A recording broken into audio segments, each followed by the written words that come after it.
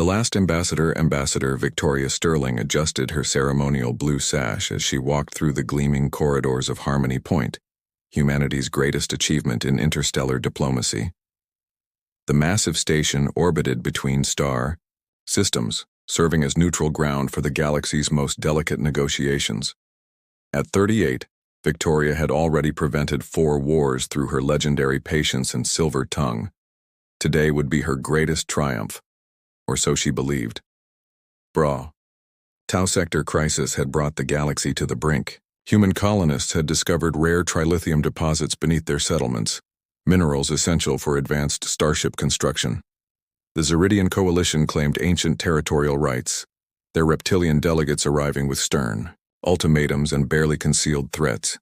3 million human civilians hung in the balance. Ambassador Sterling called Dr. Marcus Webb, Earth's chief xenobiologist, as he hurried to match her pace. His weathered face showed the strain of 6 months' preparation. The coalition delegates are already assembled. Minister Kresh himself is leading their negotiation team. Victoria nodded, her auburn hair catching the artificial sunlight streaming through the station's observation ports. She carried no weapons, only a diplomatic pouch containing humanity's final offer, a resource-sharing agreement that would benefit both species while preventing bloodshed.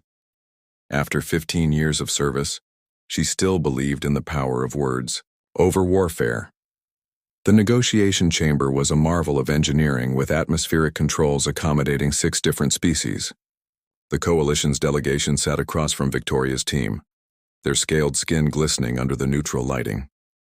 Minister Kresh, a towering figure with predatory yellow eyes, watched Victoria with unsettling intensity. Honored delegates, Victoria began activating her holographic displays. Humanity proposes joint development of the Tau sector.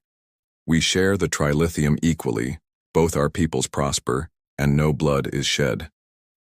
Minister Kresh's translator rendered his hissing response into crisp standard. Humans speak of sharing what was never theirs. Coalition law predates your species' spaceflight by millennia. The debate continued for hours. Victoria presented evidence, offered compromises, even appealed to their shared history of cooperation. She spoke passionately about the human families who had built lives in the Tau sector, the children born under alien suns who knew no other home. But as the day progressed, Victoria sensed something wrong. Coalition delegates who had seemed receptive now appeared hostile. Security had increased throughout the station, and long-range sensors showed massive fleet movements approaching human space. During the final recess, Victoria accessed her personal communicator to contact Earth, but found the signal blocked. Her diplomatic immunity meant nothing here. When negotiations resumed, the trap was revealed. The Coalition Council has reached its decision, Minister Kresh announced, his scales seeming to shimmer with satisfaction. Human presence in the Tau sector violates ancient territorial sovereignty. You have 18 hours to evacuate all personnel, or we will remove them by force. Victoria stood slowly, her diplomatic training warring with growing horror. Minister, surely we can— The decision is final, Kresh interrupted. Coalition, fleets have surrounded your colonies. Resistance will be met with annihilation. The betrayal hit Victoria like a physical blow. The months of preparation, the genuine hope for peace, all of it had been a lie. They had used her faith in diplomacy to position their forces while humanity remained trustingly undefended. You used me, Victoria whispered, understanding flooding through her. This entire negotiation was theater while you prepared for war. Minister Kresh's translator crackled with what might have been laughter. Humans are naive creatures. Did you believe your pretty words could claim the galaxy's most valuable resources without consequence? Victoria reached for her emergency beacon, but Coalition security was already moving. As plasma bolts struck her chest, her final thought was not of her own death but of the 3 million souls she had failed to save. Ambassador Victoria Sterling, humanity's last true diplomat, died believing in peace while surrounded by those who worshipped only power. But her sacrifice would not be forgotten. Hidden recorders captured everything, transmitting humanity's wake-up call across the stars through quantum channels the Coalition couldn't detect. The age of human diplomacy died with Victoria Sterling. What would rise from its ashes would reshape the galaxy forever. The Iron Response Fleet Admiral Thomas Kane stood motionless in Earth's Strategic Command Center, his steel-gray eyes fixed on the holographic display showing Victoria Sterling's final moments. The recording had arrived 18 minutes after her death, transmitted through quantum channels that bypassed Coalition detection networks. Around him, humanity's military leadership watched in stunned silence as their greatest diplomat died pleading for peace. Kane had known Victoria for 20 years, had argued with her countless times about humanity's naive faith in galactic goodwill. She had been brilliant, compassionate, and utterly convinced that reason could triumph over force. Now she lay dead on an alien station, murdered by the very beings she had tried to save. "Sir," Colonel Diana Hayes spoke quietly from her position at the intelligence terminal. "Deep space monitoring confirms Coalition fleet positions. 17 species have surrounded the Tau sector. 3 million colonists are completely cut off." Kane nodded without looking away from the tactical display. Red symbols representing enemy ships outnumbered human defensive forces by 30 to 1. It was the kind of overwhelming odds that Victoria would have tried to negotiate around, but Victoria was gone, and with her died humanity's last illusion about their place in the galaxy.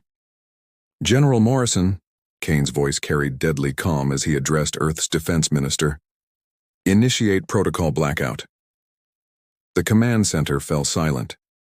Protocol blackout was humanity's deepest secret, a contingency plan so classified that fewer than a dozen people knew of its existence. For 30 years, while Earth played the role of peaceful newcomers to galactic civilization, they had been preparing for exactly this moment. General Morrison's weathered face showed no surprise. "Admiral, protocol blackout authorizes actions that will fundamentally alter humanity's relationship with galactic civilization. Are you certain?" Kane finally turned from the displays. At 55, he had spent 3 decades building Earth's defenses while politicians pursued diplomatic solutions. He had watched human colonies get raided, while the Galactic Council debated jurisdiction. He had seen trade agreements violated while diplomats filed protests. Now they had murdered humanity's ambassador during peace negotiations. "They killed Victoria believing we were weak," Kane said, his voice echoing through the chamber. "They're about to learn the difference between choosing peace and being incapable of war." Across human space, the transformation began. Cargo vessels that had spent decades conducting mineral surveys in alien systems suddenly powered down their mining equipment. Research stations studying stellar phenomena revealed sophisticated weapons arrays. Trade ships unveiled military-grade jamming systems and particle cannons. The cargo freighter Destiny's Edge, peacefully cataloging asteroids near the Zeridian homeworld for 8 years, dropped its civilian facade. Captain Jennifer Park, who had spent nearly a decade playing the role of a civilian contractor, finally activated systems that had remained dormant since launch. Stealth destroyers emerged from asteroid fields like hunting sharks. "Ghost Fleet. Alpha reporting," Park's voice crackled through quantum communications. "Stealth systems operational around Zeridian Prime. All primary targets locked and loaded." Similar reports flooded in from across Coalition space. Ghost Fleet Beta surrounded the Tribunal Conclave worlds. Ghost Fleet Gamma held position around Manticarian military shipyards. In every system where humanity had been betrayed, sleeper assets awakened with deadly precision. The most shocking revelation came last. While the galaxy had observed Earth's primitive fleet with their visible chemical engines and simple armor plating, humanity had been constructing something else entirely. Using technology reverse-engineered from ancient artifacts discovered in the Outer Rim, Earth had built a shadow armada that made their public ships look like antiques. "Admiral," Commander Lisa Vance reported from her stealth command ship, "all Ghost Fleets report ready status. Coalition forces are completely unaware of our positions. We have achieved total tactical surprise." Kane studied the tactical display one final time. 17 different species had conspired to murder Victoria Sterling and hold human civilians hostage. They had used humanity's trust against them. believing that a species committed to diplomacy could never pose a real threat. All Ghost Fleet commanders. Kane spoke into his communicator, his words carrying across light years to hidden warships surrounding unsuspecting alien worlds. You are authorized to commence Operation Nightfall. Show them what happens when they mistake humanity's mercy for weakness. The Coalition had wanted to demonstrate their power by surrounding human colonies. Instead, they had revealed the locations of every world that had participated in Victoria's murder. Now those same worlds found themselves staring into the void at weapons they never knew existed. The age of human diplomacy had ended in a conference room light years from Earth. The age of human dominance was about to begin. Justice in the Void, Captain. Zara Cross stood on the bridge of the stealth destroyer Silent Thunder, watching through tactical displays as Zeridian Prime's orbital defenses scrambled in confusion. The Coalition's homeworld had never faced a real threat until now. At 32, Zara commanded humanity's most elite special operations unit, soldiers trained for missions that officially didn't exist. Target acquisition complete, reported Lieutenant Commander Ryan Torres from the weapons console. We have positive identification on Minister Kresh's compound, Coalition High Command, and all primary military installations. Zara nodded, her dark eyes reflecting the cold light of distant stars. Victoria Sterling's murder had been broadcast to every human world, turning a decorated peacemaker into a martyr. Now justice would be delivered with surgical precision. Remember, Zara addressed her strike teams over the comm, this isn't about conquest. This is about consequences. Every species that participated in Ambassador Sterling's betrayal will understand that humanity's mercy was a choice, not a weakness. The first strikes were simultaneous across 17 star systems. Coalition military installations simply vanished as human ghost fleets emerged from stealth. Orbital platforms that had menaced human colonies for months crumbled under concentrated fire from weapons the aliens had never seen before. On Zeridian Prime, Zara led her commandos through the capital city's shielded districts. Their advanced armor systems rendered them nearly invisible as they moved through streets filled with panicking civilians. These weren't the crude environmental suits the galaxy had observed. They were technological marvels that made their wearers seem like wraiths. Minister Kresh's location confirmed, Torres reported. He's in the emergency bunker beneath the Coalition assembly. Zara's team moved like shadows through the government complex. Zeridian guards fired desperately at enemies they could barely see. Their plasma bolts absorbed harmlessly by human shield technology. Within minutes, they reached the bunker where the Coalition's leadership cowered. Minister Kresh stood surrounded by his advisors, his scaled features twisted with disbelief as human soldiers materialized from apparent empty air. The predatory confidence he had shown during Victoria's murder was gone, replaced by the terror of prey-facing apex predators. This is impossible, Kresh hissed through his translator. Human technology is primitive. Your ships are barely faster than light. Zara removed her helmet, revealing a face carved from granite and eyes that held no mercy. Those were the ships we wanted you to see. Did you really think a species capable of interstellar travel would be as helpless as we appeared? Across Coalition, space, similar scenes played out. Admiral Kane's strategy was flawless. Instead of targeting civilians, human forces struck exclusively at those responsible for the betrayal. Military commanders who had surrounded human colonies found their own worlds defenseless.